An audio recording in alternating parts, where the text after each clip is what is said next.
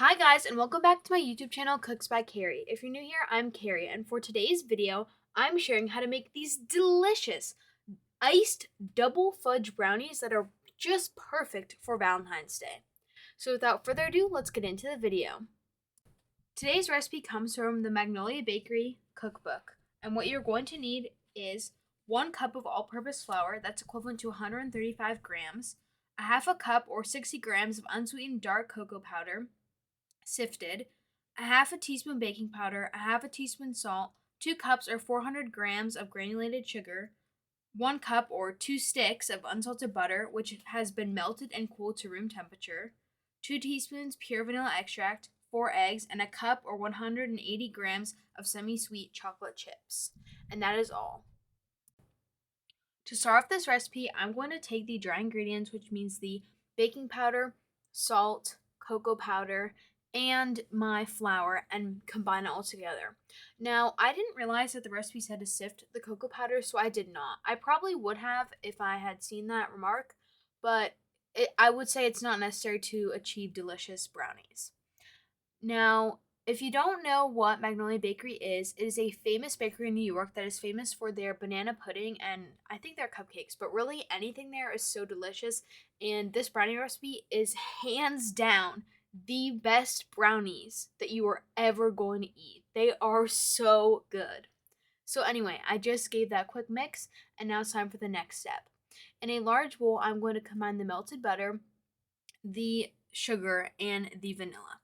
Now, if you're unsure what to do because you don't want to wait a while for the butter to reach room temperature, I would just say my butter, I do like 30-second intervals. It's probably melted after a minute. And I kind of just let it sit for like a minute or two. You don't really need to wait a long time for it to completely cool down. Just make sure it's not like piping hot. And then you're going to want to mix that all up until it's nice and creamy. And it's going to be lighter in color and everything's going to be nicely combined. What I love about this brownie recipe is they are so rich and fudgy and they do not take that long to make. And they're definitely beginner friendly. I think anyone can make this recipe. And they're just so delicious. And for reference, this recipe makes one 9 by 13 inch pan worth of brownies. So then it's kind of up to you how you cut them up. But it could make 12, 16, or 24 brownies. They are super rich, so you can cut them pretty small, and people will still, like if you're serving it for a group, people would still be happy with a small piece. So anyway, I just want to whisk that all together, and I'm kind of just going in a little extra, making sure everything is completely nice and combined. And also, fun fact about this recipe, you do not need to use a hand mixer or anything, just a bowl. Now, before I continue with this video, please subscribe, hit that thumbs up, comment down below what you'd like to see next, share this video with a friend, and hit that notification bell to get notified when I post a new video. I have a goal of 1,000 subscribers, and we have about 140 right now, which is crazy. So if you could please help me get there, that'd be greatly appreciated. Alrighty, let's continue with the video. And now it is time to add in the eggs. So one at a time, I'm going to add them in and mix well after each incorporation. What I love so much about this recipe is it's very easy. It takes about 15 to 20 minutes to get all the ingredients out, mix everything up, get the pan ready, pour them in the pan. Then it takes just under 30 minutes in the oven, and then you're done. So in total, you probably spend an hour on these brownies, and they're just so perfect. Another thing you're going to notice in this step is that the recipe or the batter is getting very fluffy. And for some reason, I feel like it just looks like so fun when it's fluffy. And then it kind of deflates a little bit when you add in that last egg. But I feel like this was like a very almost like satisfying process of seeing it become all fluffy. And now it is time to mix in the dry ingredients to the wet. This is a pretty simple process, just pouring in all of the flour mixture out once. You can do it in smaller pieces if you'd like to, but I just kind of want to go all in. And then I'm going to take my whisk and whisk it all up. I'm starting at the center because I just found it easier to kind of try and fully mix one area and then kind of expand throughout because I want to be careful not to spill any on the counter. Although you can see I did, and it's all right, but it's better to keep it all in the bowl. So yeah, I'm just gonna mix it all up until it looks all nice and combined. And the last step before I pour it into the pan is to add in the chocolate chips. I'm adding them all at once, and I'm replacing my whisk with a spatula. I'm gonna fold these all in, which just kind of means to stir it up.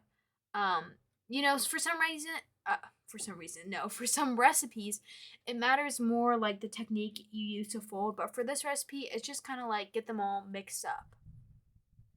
And then I'm also just scraping down the bottom to make sure there's no like pockets of flour or anything like that. And now it is time to spray down and line the pan. Now, how I like to do this is take either some melted butter or some Pam or Pam equivalent, like other nonstick spray, and I spray it all over the pan, a very generous amount, and then I take a paper towel or part of a paper towel and spread it all around, up onto the sides, really everywhere. Especially if you're making them like me into heart shapes, you want to make sure that everywhere is super well coated so that when you take them out, they are going to look pretty and you're going to be able to take them out. You don't have to like rip them apart to get them out. Also, I like to line the bottom with a piece of parchment paper. So I had a piece of parchment paper that was like the size of a sheet pan, and so I cut it so that it would fit the bottom. You can also line the sides if you want to, or even use an even bigger piece, but I feel like this is a really good way of like coating it well enough so that you can easily get the brownies out without it being too hard to get the parchment to stick to the pan. And now it is time to pour the brownie batter into the pan. So I'm going to kind of scrape it all onto one side, pour it in. And then in a second, I'm going to take an offset spatula, which it's basically like, how do I describe? I mean, you'll see what it looks like, but that's the name. It's thin at the bottom and it's really easy to spread frosting or icing. And it actually makes it really easy to spread these brownies. And I didn't even realize it, but the recipe actually does mention to use the offset spatula. It's just something that I had learned from past baking experience. But if you don't have one, it's totally fine. Just use a spatula or a butter knife and kind of spread the batter all around. But if you have one, definitely use it because it really helps get the batter into the corners and everything. Also, at the end here, you see me kind of tap the pan to my counter. I'm kind of just dropping it lightly. I mean, you don't want to be too extreme because you don't want to break your counter, but just to make sure that it's all an even layer. It's not like half super thin and half super thick. And now it's time to stick these brownies into the oven. I forgot to mention at the beginning of the video, but you want to preheat your oven to 325 degrees and position a rack in the center of your oven. That's exactly what I did here. And then you're going to cook for about 25 to 28 minutes or until a toothpick inserted is slightly still wet. So this is after, I think mine took about 28 minutes. I'm pulling them out and they look so good. I was so happy with how they turned out. And now is the hard part. You want to let this sit there pretty much all day or for several hours. That's right, several hours. You really want them to get super, super cold. Not cold, but you want them to be room temperature. And here's a little tip. If you're in a colder area, what you can do is, to speed up the process, stick them outside, like in your backyard, maybe on like if you have a deck or like on your deck, on your grill, or wherever you keep your grill, on top of your grill, or on like a little patio table, something like that, outside, uncovered. It takes about 30 minutes and you want to check every 10 to make sure an animal isn't like eating them or anything like that. But this works. So if you need them in a rush, I mean somewhat of a rush, there's a little life hack for you. And now it is time to cook the brownies. I can't believe it. That's not what I mean at all. We already cooked them. We're going to cut them now. So I tried a couple different methods going around the edges, but I was like, no, I'm just going to take my heart cutter and just go right in like that. If you're just cutting them into squares or anything, you can just take your knife and just do exactly what I was doing, except just cut the brownies, like, into shapes. But since I'm using a cookie cutter, I want to go along the edges, and it was kind of difficult to push this down. That's why you kind of see me struggling a little bit. Also, if you're wondering what that 2 on my hand is, I went to a school event in between filming the first half of this video and this half, and I was stamped with that number. So that's what that is. But anyway, so I just try my best to push the cutter in. It's gonna be like, you're gonna be like, I don't know if it's working, but just try your best and then go back in with an offset spatula to kind of help get it out. If you don't have an offset spatula, just go ahead and use a butter knife and carefully take it out. So yeah, it was quite a process getting these out.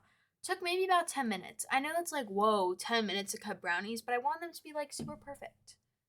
And now let's talk fudginess. So I tried to explain this when I was taking them out of the oven, but I just want to reiterate, when you take them out, as you can see here, I'm going to show you in a second, but they look super fudgy, right? Like you can see in the pan.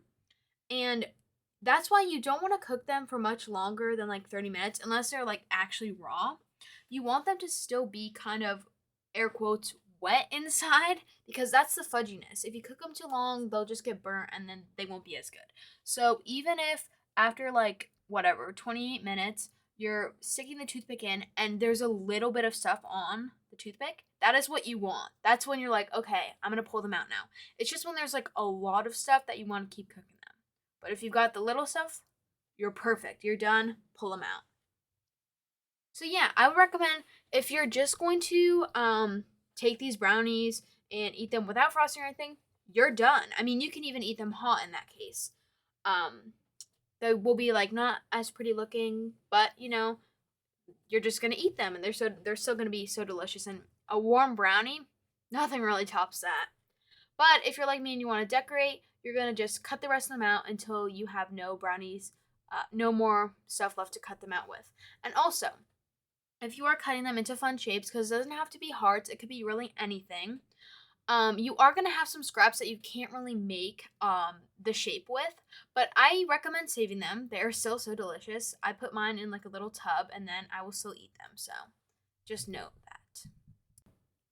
And now it is time to decorate these brownies. So I did not show how I made this icing. However, that's going to be in an upcoming video. Probably why you're like, Carrie, I'm watching this and it's not a Friday. I thought you only post on Fridays now.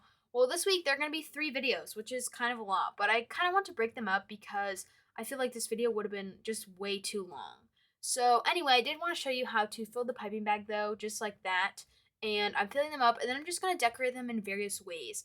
And you can really do this any way you want. There are so many different ways to decorate and all of that stuff. And you don't even have to do pink icing. You can do whatever color you want. You don't even have to make any of the icing. But I kind of already said that. I don't know where I was going with that there. But I think what I meant is like you can just make, if you just want chocolate, you can just do chocolate icing. And then sprinkles are also a great way to decorate this. Like a little chocolate icing and some sprinkles. Perfect. So yeah, just fill your bags and then begin icing.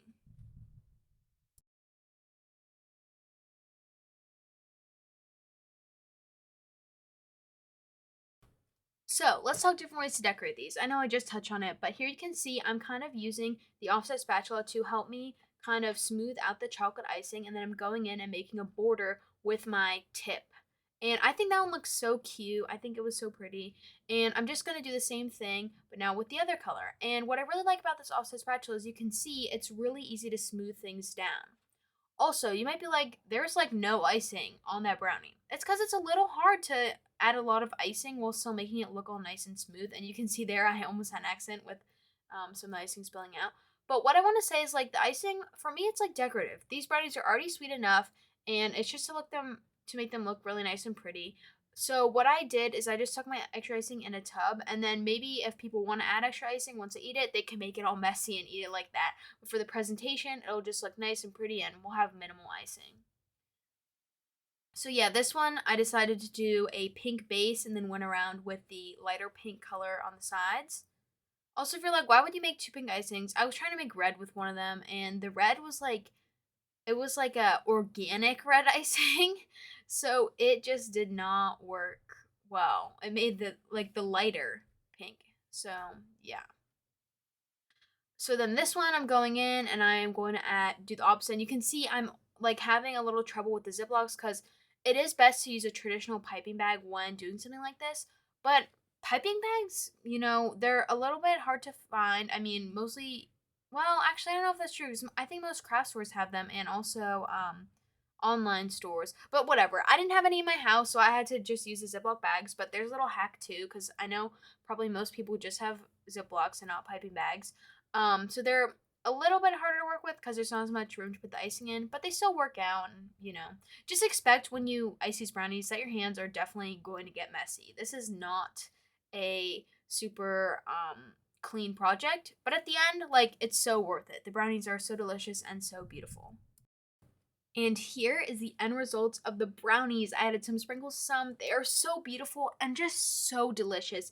If you have friends you want to make these for Valentine's Day, or significant other, or really just you want to make these any time of year, these are the best brownies. If you make them, you have to let me know in the comments down below how they turn out and how much you love them.